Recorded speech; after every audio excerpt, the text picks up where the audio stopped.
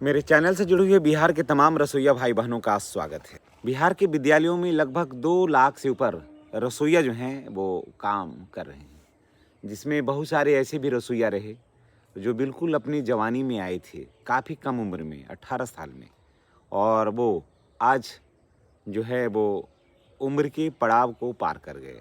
कुछ ऐसे भी आए जो रिटायर हो गए, उम्र हो गया तो रिटायर हो गए। कुछ ऐसे आए जो बिल्कुल रिटायर के कगार पर हैं, और अभी बहुत सारे लोग युवा भी हैं, नौकरी काफ़ी उम्र भी बचा हुआ है। तो जो भी रसोइया हैं बिहार के विद्यालयों में, उनके बारे में मैं आपको बता दे रहा हूँ कि सभी जगह, जैसे देखिए कस्तूरबा विद्यालय में जो रसोइया वगैरह जो काम करती थी, है ना, सफाई कर्मी था वहाँ का, चौकीदार था वहाँ का, कस्तूरबा विद्यालय वगैरह में सभी का पेमेंट जो है वो बढ़ गया। उन लोगों का पेमेंट हो गया है 9,000 रुपया, समझ गए? उन लोगों का पेमेंट हो गया 9,000 रुपया, जबकि ज़्यादा काम नहीं है उन लोगों के पास, इतना रिस्क भी नहीं है, और इतना बच्चों का खाना भी उन लोगों को नहीं बनाना है।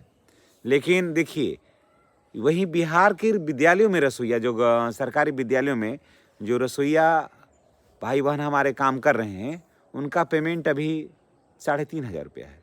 अब आप सोच लीजिए, 3,300 रुपया। अब बताइए कि इस महंगाई में 3,300 रुपया में क्या होगा। लेकिन चलिए, आपको मैं एक चीज़ बता दे रहा हूँ कि जितने भी रसोइया भाई बहन हैं, उनको अनुकंपा के आधार पर है नियम, और अगर समय से पूर्व अगर निधन हो जाता है तो आपको 4 लाख रुपया भी पेमेंट मिलेगा आपको। अगर कोई भी विद्यालय में काम कर रहे हैं रसोइया, अगर समय से पूर्व अगर उनकी मृत्यु हो जाती है तो 4 लाख रुपया आपको मिलेगा। ये सब चीज़ों की जानकारी आपको होना चाहिए। एक चीज़ बहुत बड़ी खुशखबरी मैं आपको देना चाहता हूँ, आप वीडियो के अंत तक बने रहिए। मैं आपके पास जो मैं देने जा रहा हूँ उससे आप खुश हो जाइएगा। आप देखिए कि बिहार के विद्यालय में जो रसोइया हैं, बहुत सा जगह तो रसोइया आज भी लकड़ी गोईठा पे, है ना, काम कर रही है, खाना बनाती है लकड़ी गोईठा पर, जबकि नियम नहीं है। लेकिन विद्यालय के जो प्रधान हैं, जो हेडमास्टर हैं वहाँ के, वो लोग गैस भरा के ही नहीं देते हैं। कहते हैं कि गैस बहुत महंगा पड़ता है, गैस भरा के ही नहीं देते हैं। उनको कहते हैं कि लकड़ी गोईठा पर बनाइए, जिससे कि बहुत सारे हमारे रसोइया भाई बहन हैं, उनका स्वास्थ्य पर क्या हो रहा है, बुरा असर पड़ रहा है, समझ गए?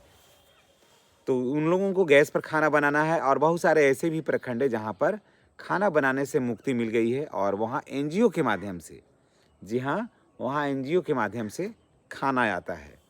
तो जहाँ एनजीओ के माध्यम से खाना बन आता है, वहाँ के रसोइया को काफ़ी आराम है, उनको ज़्यादा लफड़ा नहीं है, उनको धूप से, भीषण गर्मी से उन लोगों को काफ़ी राहत मिलेगा, उनको किसी तरह का ज़्यादा कठिनाई नहीं होगी।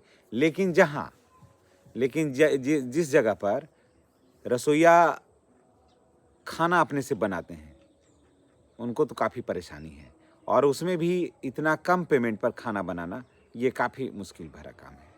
तो बिहार सरकार इस पर विचार कर रही है। उससे आगे मैं आपको बता दे रहा हूँ कि आपकी वेतन में 8वां जब वेतन आएगा ना, तो उसमें आपका वेतन में वृद्धि होने वाली है, समझ गए? उसमें आपका वेतन में वृद्धि होगा, ऐसा संकेत मिल रहा है कि उसमें आपका वेतन में वृद्धि होगा, और वेतन की वृद्धि के साथ साथ आपका ईपीएफ की राशि की कटौती होगी।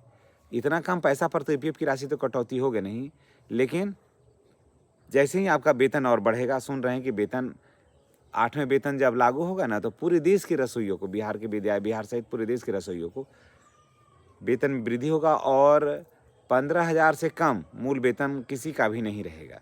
तो अब देखिए कि वो कब हो पाता है। जैसा अभी जो सूचना प्राप्त हो रही है उसमें है कि कम से कम 15,000 रुपया जो है उन लोगों का रसोइयों का होने का एक संभावना व्यक्त की जा रही है। अभी इसके लिए कोई लिखित प्रमाण नहीं है, लेकिन एक संभावना है कि हो जाएगा, और ईपीएफ की राशि की कटौती होगी, समझ गए? अगर ईपीएफ की राशि की कटौती बिहार के रसोइयों को अगर होता है, जी हाँ, जैसे देखिए ईपीएफ की राशि जैसे शिक्षकों का है, नियोजित शिक्षकों का है, और आपके विद्यालय में शिक्षा सेवक यानी टोला सेवक जो काम कर रहे हैं, उन लोगों का ईपीएफ की राशि में कटौती होती है। ईपीएफ की राशि कटौती ये है कि जिसमें अगर आपको समय से ईपीएफ की राशि जमा हो जाता है, कटौती होता है, तो 60 वर्ष के बाद जब आप रिटायर होइएगा, तो आपको बहुत ज़्यादा फ़ायदा होगा। इसमें आप एक मुश्त राशि आपको घर जाइए जब रिटायर करिएगा तो एक मुश्त राशि आपको मिलेगी और बच्चों पर आप जो बहुत ज़्यादा डिपेंड नहीं रहिएगा। तो ये काफ़ी अच्छा न्यूज़ है बिहार के सभी रसोइयों के लिए। और आपसे मेरा रिक्वेस्ट है, जितने भी रसोइया भाई बहन हैं उनसे मेरा रिक्वेस्ट है कि आप चैनल को सब्सक्राइब करिए। जो जितने भी रसोइया भाई बहन हैं वो चैनल को सब्सक्राइब नहीं करते हैं, वो कृपया चैनल को सब्सक्राइब करिए और बेल आइकन को दबाइए ताकि आपसे जुड़ा हुआ जो वीडियो हो, जो जानकारी हो, वो आप तक पहुँचे। और वीडियो को अधिक से अधिक शेयर करिए। और मैं बिहार सरकार से ये मांग करता हूँ, मैं माननीय मंत्री जी से ये मांग करता हूँ कि इनका जो इतना कम पेमेंट है उस पर सुधार किया जाए। कारण कि शिक्षकों के बाद बिहार के विद्यालय को रसोइया ही एक ऐसा पद है जहाँ पर बच्चों का सबसे ज़्यादा जमावड़ा और भीड़ रहती है, समझ गए। जहाँ पर बच्चे 12 बजे की घंटी, 12:30 बजे की घंटी का वेट करते रहते हैं कि कब 12:30 बजे का घंटी लगे और हमें भरपेट भोजन, स्वादिष्ट भोजन मिल सके। तो ये तब संभव है जब हमारे विद्यालय का जो रसोइया हैं, जो कार्यरत हैं विद्यालयों में, वो खुश रहें, खुशहाल रहें। तभी ना कहा जाता है जैसा अन्न वैसा मन। तब जब उनके पेट में बेहतर अन्न रहेगा तभी ना वो खुशहाल रहेंगे। तो बिहार सरकार से मैं पुनः गुजारिश करूंगा कि बिहार के विद्यालय में जो रसोइया हैं, भाई बहन हैं, उनकी जो दयनीय स्थिति है उस पर थोड़ा विचार कीजिए। और जो 20 वर्षों से खाना बना रहे हैं, आज भी स्थिति उनकी वही है। उनका घर का ना ज़्यादा दशा बदला ना दिशा बदला। अपने बच्चों को ठीक से पढ़ा नहीं पाते हैं। घर का भी कोई काम इन लोग से हो नहीं पाता है क्योंकि पूरा वक्त तो इनको विद्यालय में ही गुजर जाता है। तो कहाँ से हो पाएगा। तो इसलिए इनका जब तक पेमेंट सुदृढ़ नहीं होगा तब तक नहीं होगा। और अब तो धीरे धीरे तबीयत भी ख़राब होने लगी है, कारण की उम्र एक ऐसे पड़ाव पर पहुंच गया है जहां से बहुत तरह का जो बीमारियां हैं वो घर कर जा गई है और इलाज के लिए पैसे नहीं रहते हैं, न्योता पूरने के लिए पैसे नहीं रहते हैं, दूध दही खाने के लिए पैसे नहीं रहते हैं। यानी कि अगर आप पाव भर दूध खाइएगा तो वो भी उसका भी पैसा नहीं रह पाता है। और गाय भैंस कहाँ से रख पाएंगे, वो तो टाइम ही नहीं रहता है इन लोगों के पास। तो ये इस तरह का काफ़ी संघर्षमय, अगर बिहार में अगर कोई सबसे ज़्यादा संघर्षमय जीवन जी रहा है तो वो बिहार के सरकारी विद्यालयों में काम करने वाले रसोइया हैं, जो सबसे ज़्यादा संघर्षमय ज़िंदगी जी रहा है और उफ तक नहीं करता है। इनकी आवाज़ कोई सुनने वाला नहीं है, इनकी आवाज़ कोई उठाने वाला नहीं है, इनका बात कोई करने वाला नहीं है, समझ गए। इनका बात कोई भी करने वाला नहीं है कि कैसे होगा, इनका उत्थान कैसे होगा, इतने कम पैसा में आखिर कैसे काम होगा, इस पर कोई विचार नहीं करते हैं। और सबका पेमेंट बढ़ जाता है। बस यही एक ऐसे हैं जिनका पेमेंट इतना बढ़ने का रफ्तार इतना स्लो है कि जिसका हम शब्दों में वर्णन नहीं कर सकते हैं।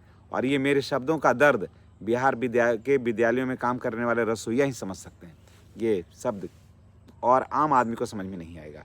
तो मैं पुनः सरकार से मैं गुजारिश करूँगा, माननीय मंत्री से गुजारिश करूँगा कि बिहार विद्यालय को जो रसोइया का जो दर्द है उसे समझिए, उसे परखिए और इन्हें एक सम्मानजनक वेतन दीजिए। और APF की राशि की जो कटौती है इनके भी खाते से किया जाए, ताकि जब ये रिटायर होकर के जाएं, जब उम्र पूरा कर के जाएं, 60 वर्ष को की जाएं, तो आपकी यह भी एक सम्मान से जीवन को जी सके। धन्यवाद।